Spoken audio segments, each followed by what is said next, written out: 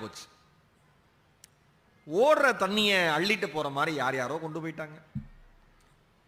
என் பொண்ணும் நோவுல கிடக்கா,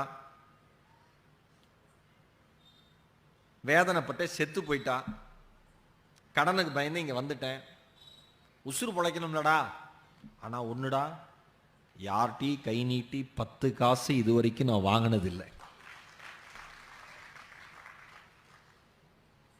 அவன் பார்க்கறான், அவர் முகத்துல தோத்து போனதுக்கான அடையாளம் கொஞ்சம் கூட கிடையாது.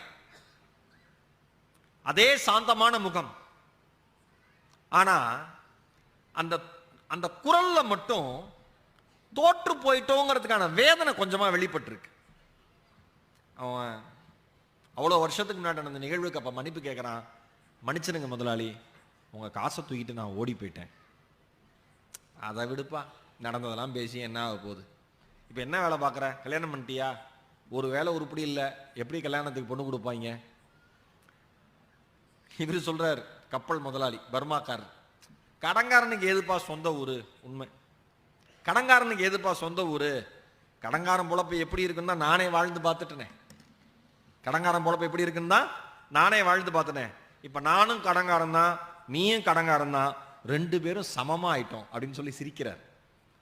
அப்ப எஸ்ரா அவர்கள் எழுதுறார், ஒரு வரி எழுதுறாரு, சிரிப்பு எல்லா நேரத்திலும் மகிழ்ச்சியில் இருந்து மட்டும் பிறப்பதில்லை என்பதை அப்போது இருவரும் புரிந்து கொண்டார்கள்.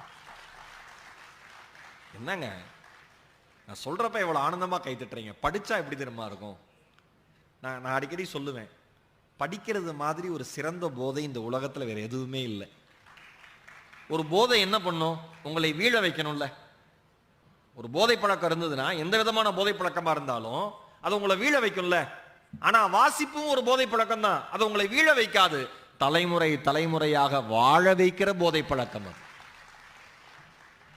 அவர் சொல்றார், சிரிப்பு எல்லா நேரத்திலும் மகிழ்ச்சியிலிருந்து மட்டும் பிறப்பதில்லைன்னு. அன்னைக்கு அவங்க 2 பேரும் புரிஞ்சுக்கிட்டாங்க. கப்பல் முதலாளியில இந்த ரத்தத்தில் இருக்குல்ல, ஒரு இட்லி பொட்டலத்தை எடுத்து அவன் கையில கொடுத்து சாப்பிட்றாங்கிறார். அவன் நடுங்கியபடியே அந்த கைகளோடு வாங்குகிறான். கப்பல் முதலாளி பிளாட்பாரத்தில் அப்படியே நடந்து போறாரு. வெளிச்சம் மெல்ல மெல்ல அப்படியே கம்மியாகுது. இருட்டில் நடந்து போயிட்டே இருக்காரு. முழுமையான இருட்டு வந்துடுது. ஆனா இவனு கண்களுக்கு தெரியுது, அவர் போறாரு, பிளாட்பாரத்தில் இருள் கவ்வுகிறது, முழுமையா அவர் உருவம் மறைஞ்சு போயிருது. ஆனால் அவரை சுற்றிலும் தூய ஒளி பிரகாசிப்பது போல அவனுக்கு மட்டும் தெரிந்து கொண்டே இருந்ததுன்னு அந்த கதை முடியுது.